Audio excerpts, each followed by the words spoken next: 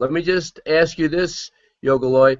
Um, was there any one thing in particular that stood out in your disciple career that you would call a defining moment? I mean, I sort of had mine. I talked about it on my when I interviewed myself. Was there anything that really pops up in your mind? Uh, I don't know. Looking backwards, I would just say there's a few, and it just depends on what it is exactly we're focusing on. If I'm focusing on at the apex of my sort of aspiration when I was really committed to the center and thinking about spiritual experiences, you know there that the answer would be one thing. If I'm looking back kind of holistically, I'd probably add a few other things. Spiritually, I mean, when I was really on fire and at the most, and I had the most zeal, for me it was all about meditation. I didn't care about any of the outer stuff. My goal was really formulated. My whole idea of thinking about spirituality was formulated at an early age, and it's centered around mysticism and autobiography of a yogi in particular. So I wanted samadhi.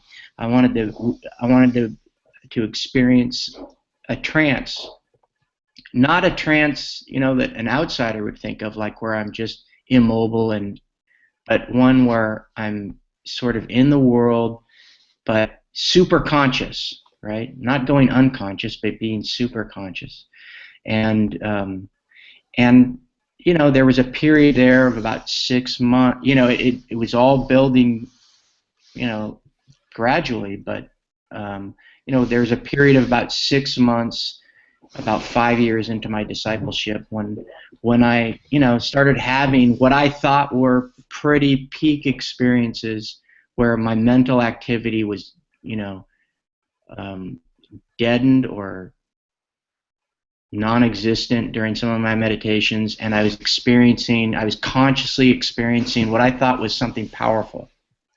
And it was typically when I was sitting in front of Sri Chinmoy himself. A big thing for me when I moved to New York was I was spending less time in front of a shrine and more time working and being kind of what we would think of as a karma yogi, selfless service and working yourself to the bone. And there's a kind of pleasure in that, Yes. You feel it almost physically. So I was really into that. But my favorite time was sitting as close to Sri Chinmoy as I could, close enough so that I couldn't see anyone or very few people in my peripheral vision, and so I could just concentrate or not have any distractions, maximize my opportunity to experience what I thought was this pristine state. And it seemed like, going back to our discussion before, it seemed like he was a part of it.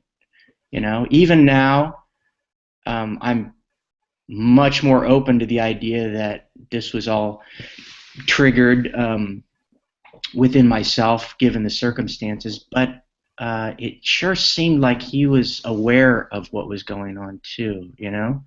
I feel exact. I would just want to say I have been through the same thing. I had several pretty dramatic spiritual experiences. When I was in the center, I attributed them totally to my guru, to Sri Chinmoy. Later on, I have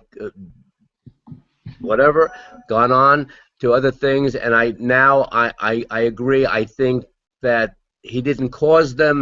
There might have been some influence, but basically, yeah, they came from my own aspiration, my own intention, and I think that's what I believe right now.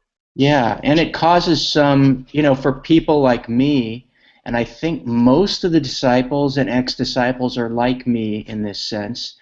For people like me that didn't see anything terribly bad, didn't see any wrongdoing by Sri Chinmoy as alleged by our sister disciples, it's hard to square that. It's a challenge to square your personal experience, right? The evidence that you know the best, what you saw and felt.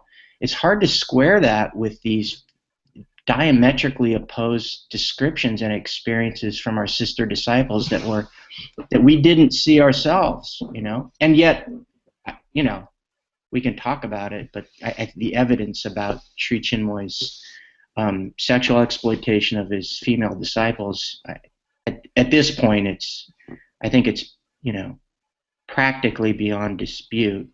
I think I And think it's completely beyond dispute.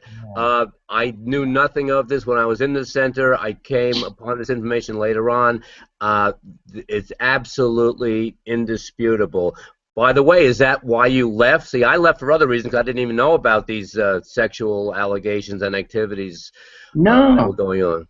I left. I mean, you know, it's you don't want to toot. Well, you don't want to toot your own horn, but I do it all the time. I toot my own horn all the time. But I didn't have much going on for me, but I did have a sense of integrity, at least for myself. Like I knew I didn't have integrity as a young man, which is what drove me in part to Hmm. the center. So by the time I was in the center, I had a sense of integrity. I knew what the rules were. I wanted to be celibate. Um, about 7 years into my discipleship, I was just starting to get burned out, and I didn't have the same spiritual hunger that I once did. And I thought that was a bit of a test, so I just sort of waited that out for about a year.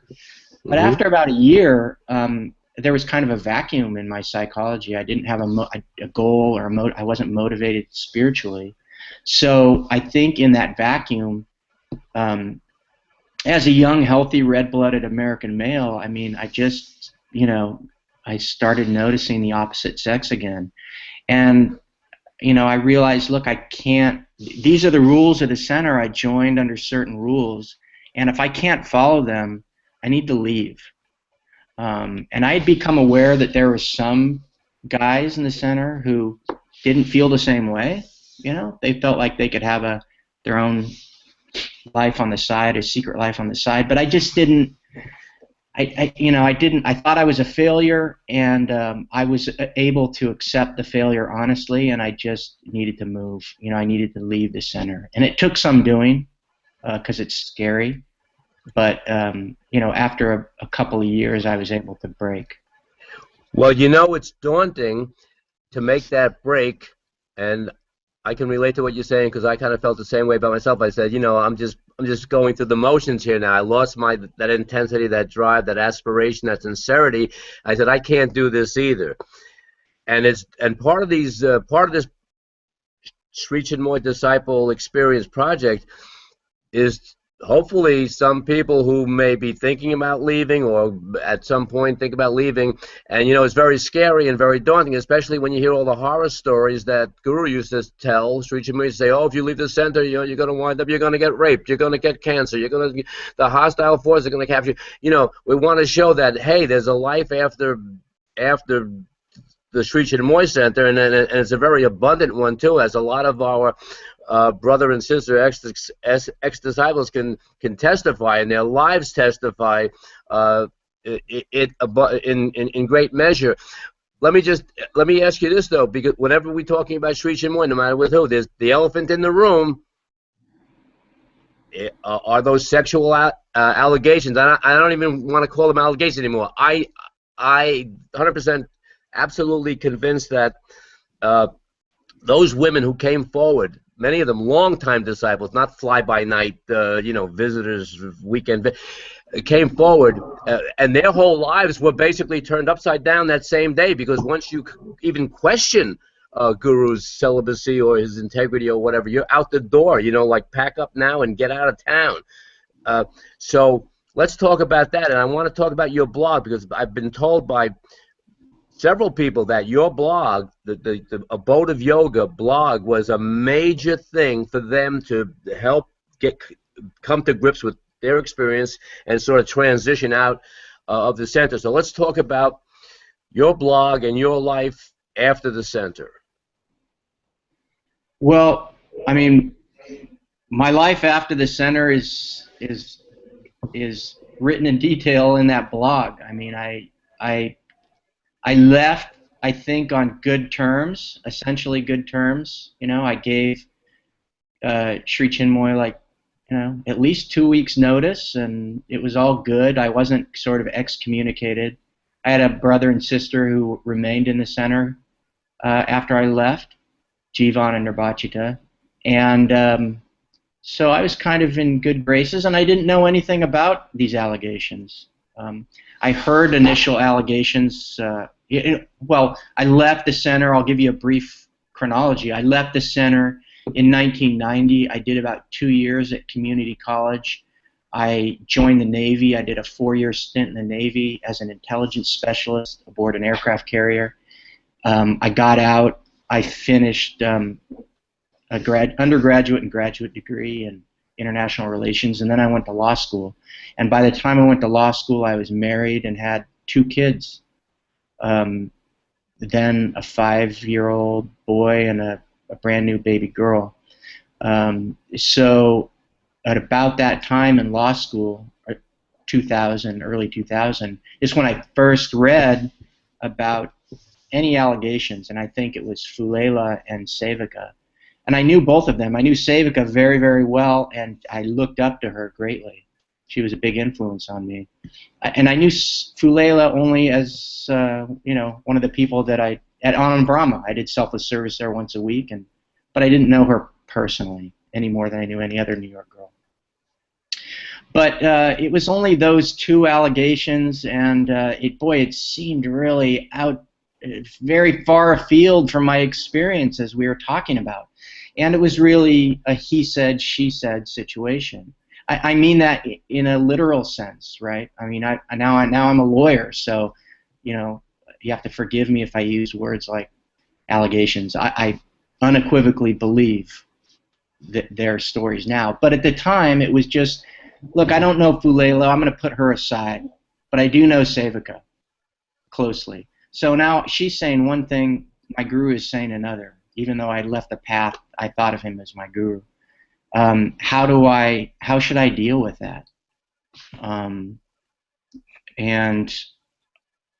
I kind of went about it in the way I was being trained in law school. It's like, well, I have to judge the credibility of these people. And I don't have much evidence to do so. And, you know, I'm a sort of, in one sense, I'm ashamed because I was wrong.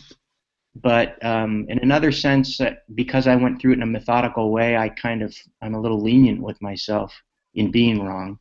But I was wrong. I mean, I sided with Sri Chinmoy. I thought at the time, look, I mean, this is my guru. I've had these experiences.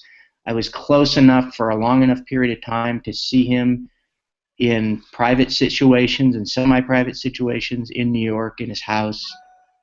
And, you know, this stuff doesn't jibe with my own experience. So I think in this way, I think I got to give the benefit of the doubt to my guru. But as the stories pile up, I mean, look, at some point you got to face reality, and we can talk about those.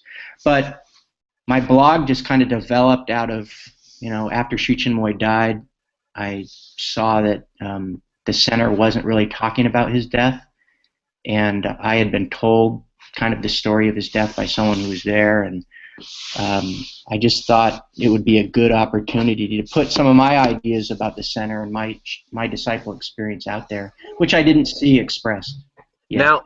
Now, by the way, that was an amazing story about his death.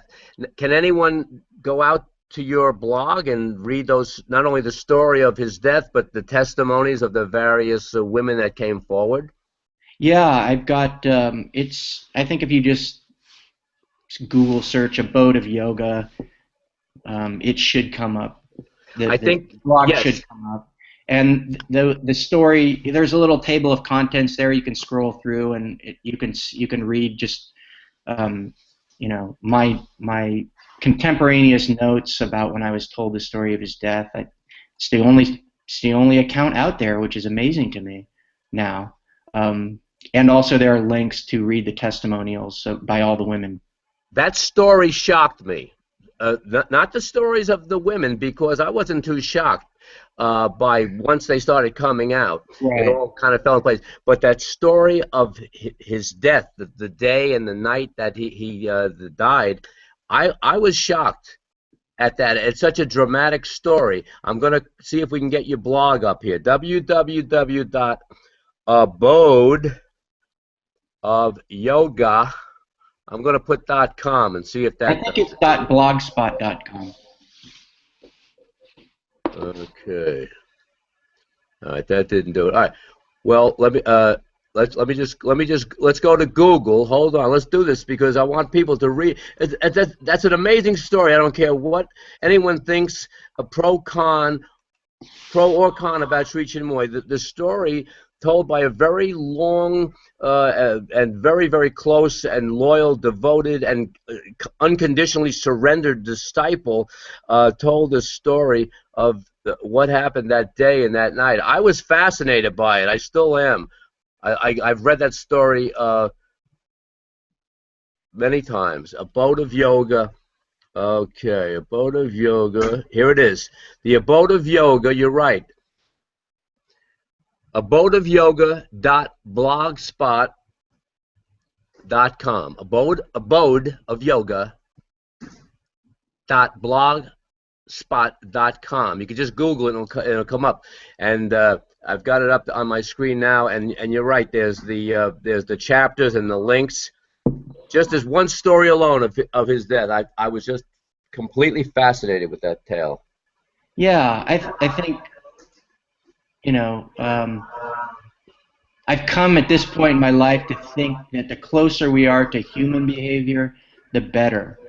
I think there's been a tendency for a long time in these spiritual communities, even looking at the Yogananda's group or going back further to the Ramakrishna group, which feels very close to my heart. I love the stories of Ramakrishna, but there's a tendency of the disciples to think that the human elements need to be massaged out of the story, and instead it needs to be more like Autobiography of a Yogi. We need magical stories and mystical stories and miracles.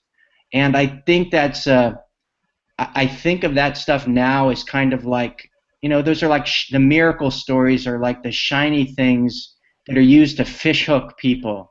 And it certainly worked with me as a youngster. But in reality, um, those stories have little to no value. It's much more interesting to me as a seeker to know that, for instance, Sri Ramakrishna, for at least a year, 6 months to a year, lived with his young wife and slept in the same bed with her. It's much more interesting for me to know that Sri Ramakrishna used to tell dirty jokes and swear and engaged, actually engaged in some weird behavior. I think weird is kind. Asking, young men to stand before him naked. Well, And, I read that book, and I can't think of the name. It's like the other side of Ramakrishna. It was I forget the name. Kali's something. Kali's Child. yeah, An amazing account of Ramakrishna's sort of other side, if you will. yeah. And I don't, I'm not saying necessarily, I'm not really putting value judgments on that, but I'm just saying that I would rather have the straight dope. I want to know about people as people.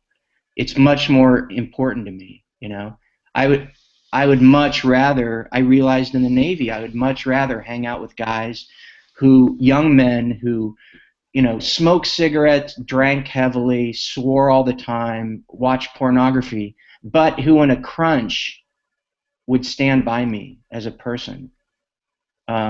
Because, that's a good person. Whereas people who I thought I knew for a long time and talked about spirituality, this and all these highfalutin ideas, but in a crunch couldn't be found. Uh, what I don't know what to say about those kind of people. All I can say is Yogaloy, I could not agree with you more. I know exactly what you're saying. And whatever friendships we forged in the center, once we walked out that door, we were anathema.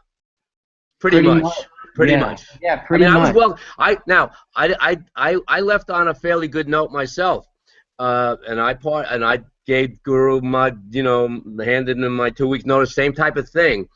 Uh, and I left on a good note, and I was invited back, and I got lifted up, on that machine and stuff. Mm. I was in good stead until I started, voicing my outrage at all these things.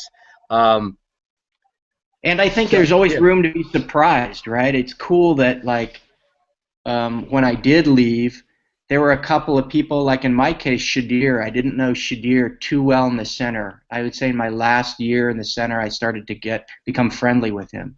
But when I was leaving, he was one of the guys that really made an effort to say goodbye and wish me well. So it's cool to see like the people that I thought were closest to me, when they saw I was damaged goods, they really didn't want much to do with me, and other people like stood up, and it was like it just gave me cool insight into what I want to value in friends, and not to be too superficial about choosing friends, and just yeah. realize until we're tested, I'm not sure who's close to me, and just to add another one, to realize that I myself need to be conscious of that and realize, look, um, you think you think you're a good and loyal friend, but if this dude's calling you up, or this woman's calling you up and says she needs help, and you don't got time for her, Yeah. then you're not really living up to your ideal either. So it's made me a better person, in that sense. And I I say think all that sorry to cut you off there. I say all that because that story of Sri Chinmoy's death, um, yes. it painted a picture of a person to me, not a demigod that crapped sandalwood and decided, oh, I'm going to leave my body in Mahasamadhi now, and all that sort of bullshit. What I think is really bullshit stuff. Listen, You know, I have to say that I have to say the same thing. Bullshit to that Maha Samadhi thing, and you're right. This was a human being who died of a heart attack, a massive heart attack. He didn't go tell his disciples he's going to leave his body and then go meditate. No. Anyway, Joe, I want to say one thing. Shudir was a gem, a beautiful, beautiful being. But for the most part, people, when you left, you were like, out. Joe, I mean, Yogaloy, final thoughts. I think what you're doing is great. I think there's so much to cover. It would be really nice. When I was writing my blog, what I tried to keep in mind was, what do I want? What do I really want with this? I think what I wanted to have was something that, if I'm ever reincarnated and I'm interested in what happened in the Sri Chinmoy Center, I want to hear the straight dope. I want to hear from someone who's sincere, who practiced sincerely, and hear what it was about. And I've always thought even better would be to see a nice video library of people and hear their experiences, and to hear the struggles of people who are trying to square their experiences, good and bad, from that center with uh, with what we're now learning via our really brave sisters about their truly horrible experiences in the center. So I hope this is the start of something wonderful in that regard. Well, one thing I want to say is your blog, Abode of Yoga, meant a lot to me. And I was already, out, and I was convinced, and I was on the Yahoo groups that we had, but your blog was much more important in many ways to a lot of people. And I hope this project will expand. There's been Fulela, and there's been Yogaloy, Swadine, that's me, and hopefully there'll be a lot more, and we'll flesh the whole thing out. But it's great. Thanks Yogaloy, for being part of this. You're great. I You're say. welcome. You're doing a good service, and we'll see you in cyberspace. Okay.